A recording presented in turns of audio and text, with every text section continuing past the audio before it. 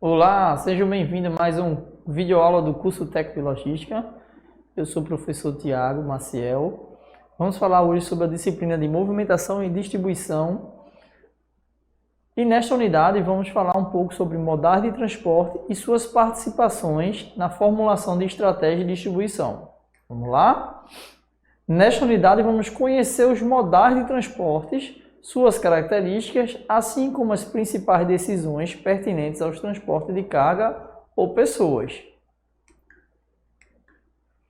Hoje no modal de transporte são espécies de condução que consiste um meio pelo qual o deslocamento acontece, como estrada, água, ar, entre outros.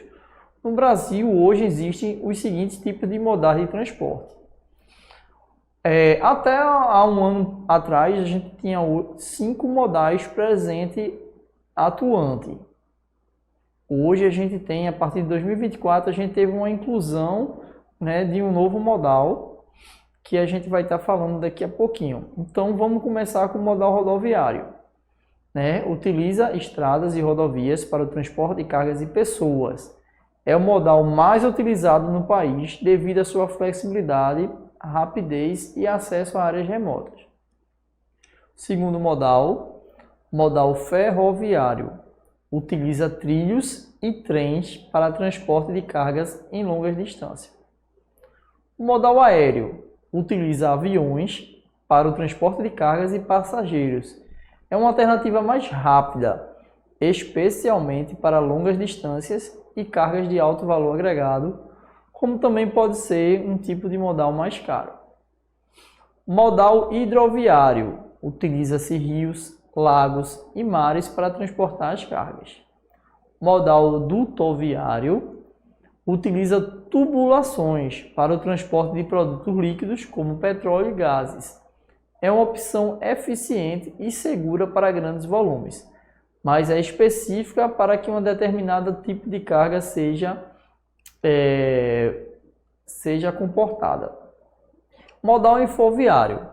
É um modal que estava meio que guardado, já estava sendo utilizado, mas não estava sendo oficializado. E agora em 2024 ele foi oficializado, porque é um modal que utiliza rede de comunicação e tecnologia da informação para o transporte de dados e informações. Então a gente hoje tem esses 6 modais presentes, que a empresa ou a pessoa, de acordo com sua necessidade, vai estar fazendo seu planejamento para ver o que for melhor para ela em relação a custo, em relação a benefício e em relação a atendimento do cliente. Para otimizar a gestão da logística e reduzir custo, é importante também conhecer a característica de cada modal, avaliar qual é o mais adequado para a operação da empresa. Além disso, é fundamental entender as regulamentações e restrições de transporte para garantir a conformidade com as normas legais. Ou seja, cada transporte ela tem suas normas, cada modal tem sua legislação, e tem suas regras. Tem seus pontos positivos, tem seus pontos negativos.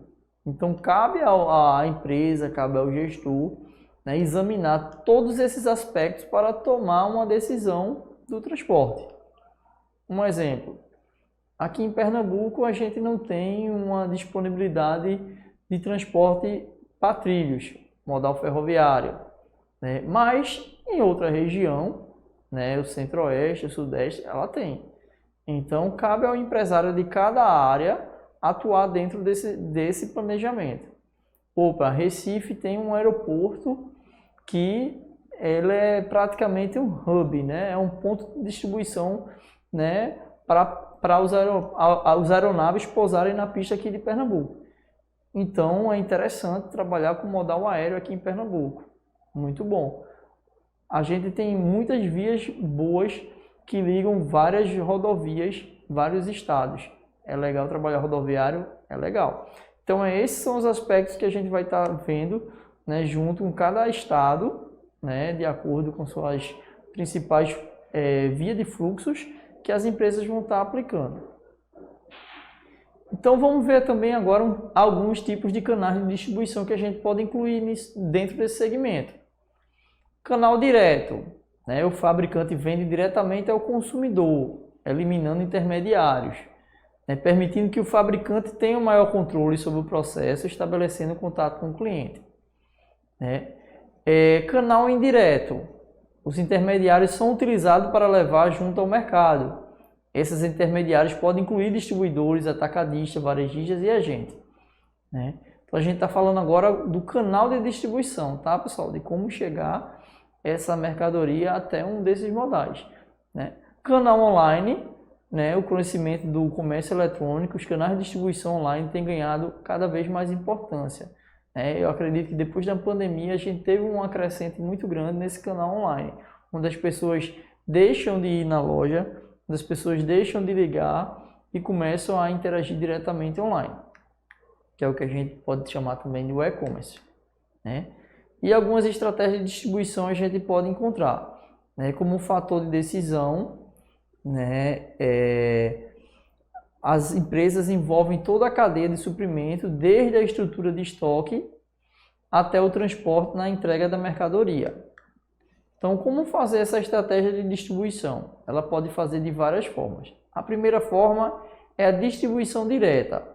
Nessa estratégia, a empresa vende seus produtos diretamente para o consumidor, sem a intermediação de terceiro. Ela assume todo o contato, né, com o cliente. Distribuição indireta. Esse modelo a empresa utiliza intermediários até o cliente final. Distribuição multicanal. Envolve o uso de vários canais para chegar até o cliente. Por exemplo, a empresa pode utilizar vendas diretas, distribuidores autorizados e lojas físicas para alcançar os consumidores com diferentes preferências e necessidades. Tem a distribuição exclusiva. A empresa utiliza intermediários exclusivos como representantes comerciais ou rede de loja para atender segmento específico do mercado do consumidor. Distribuição seletiva. Essa é uma estratégia que envolve uma seleção cuidadosa de intermediários que distribuem os produtos para a empresa, né? E a gente vai ver também o tipo de cargas a ser movimentado. Dentro do transporte, a gente consegue movimentar vários tipos de carga. Perecível, carga seca, eletrônicos, né? Então, diversos tipos de mercadorias são constantemente movimentados no Brasil, variando desde produtos simples até os mais valiosos e complexos, que requerem operações complexas. Carga seca. Quando a gente fala em carga seca, a gente fala o quê? A gente fala uma carga que viabiliza o transporte em qualquer período, independente das condições climáticas ou estação do ano, né? É uma carga que não precisa muito de especificação, não precisa de um carro refrigerado, não precisa de um carro especializado como um carro forte, né? Então é uma carga seca, é uma carga que se adapta a qualquer tipo de transporte, né? Pode ser material de construção, certo tipo de alimentos, madeira, material de ferragem, né? Granel sólido, normalmente refere-se a matéria-prima ou produto agrícola como cereais, feijão, soja.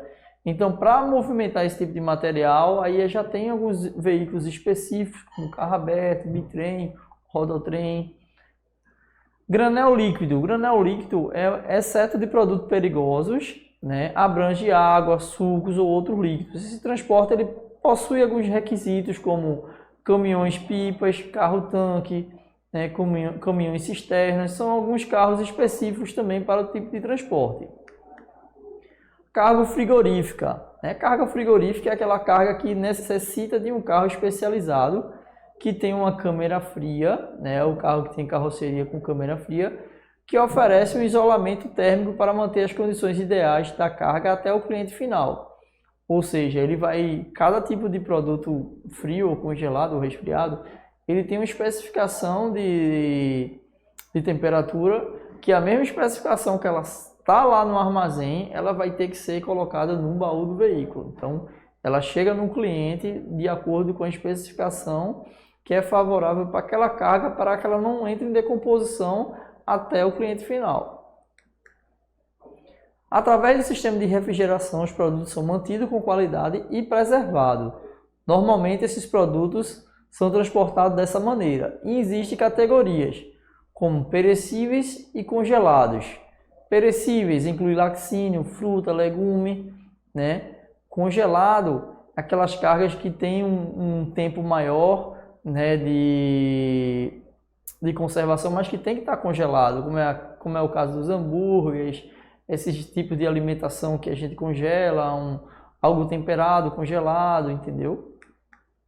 Transporte de carga perigosa, né? Nem toda empresa ela tem autorização para transportar carga perigosa, ela tem que passar por curso, tem que passar por licenças, né? E da mesma forma os veículos, nem todo veículo está habilitado a a transportar carga perigosa. Então alguns veículos eles passam por um certo tipo de inspeção. Além de inspeção, o veículo ele tem que estar com todas as simbologias necessárias, os motoristas têm que estar com todo o treinamento necessário para que não tenha nenhum tipo de produto no percurso até o cliente. Transporte de carga frágil. A embalagem, né, que a gente viu na unidade passada, ela está muito ligada ao transporte de carga frágil. Então, cada vez mais que a gente vê a fragilidade da carga, a gente tem que pensar no tipo de embalagem adequado para aquele tipo de transporte, né? Seja vidro, cristais, então materiais similares. Então, para cada tipo desse produto, a gente tem que verificar qual é a carga, qual é a embalagem que vai se adequar para aquela carga. Carga de valor agregado, né? Geralmente as empresas ela dispõem de carro forte para, né, algum carro que tenha mecanismo de blindagem para levar o tipo dessa carga. Ela pode ser uma joia, ela pode ser dinheiro, pode ser um malote importante, né? Transporte de carga viva, né? As empresas ela tem que ter uma limitação, tem que ter um custo, tem que ter uma licença, né? Tem que estar ligada à Anvisa para poder transportar certo tipo de materiais como carga viva, né? Transporte de carga indivisíveis, né? São aquelas de grande porte que a gente geralmente vê em BR, essas hélices, esses materiais de construções, né, que são necessários um transporte especial para fazer esse tipo de operação, né? Transporte de carga de medicamento, né? Da mesma forma que a gente transporta animal vivo, o medicamento também tem que ter algumas certas licenças, né? Tem que passar pelas normas da Anvisa para a gente fazer esse tipo de operação, porque medicamento ele não pode ser misturado com nenhum tipo de produto, questão de contaminação. Monitoramento de carga, é importante a gente frisar dentro dessa operação de distribuição e transporte modal, porque as empresas hoje elas visam muito no monitoramento da carga, né, para poder saber onde é que a carga está, né, para saber se vai chegar dentro do prazo que foi acordado com o cliente. Então geralmente a gente consegue rastrear um veículo, a gente consegue rastrear uma informação que está dentro de uma aeronave através do site da empresa aérea. Então isso é muito importante. E também a gente pode utilizar alguns recursos como GPS, câmera, celular, software, que vão ajudar dentro dessa rastreabilidade. Então hoje a gente tem um sistema chamado TMS, que ele é um sistema completo dentro da operação que faz com que ajude um pouco nessa parte de rastreabilidade e monitoramento das cargas.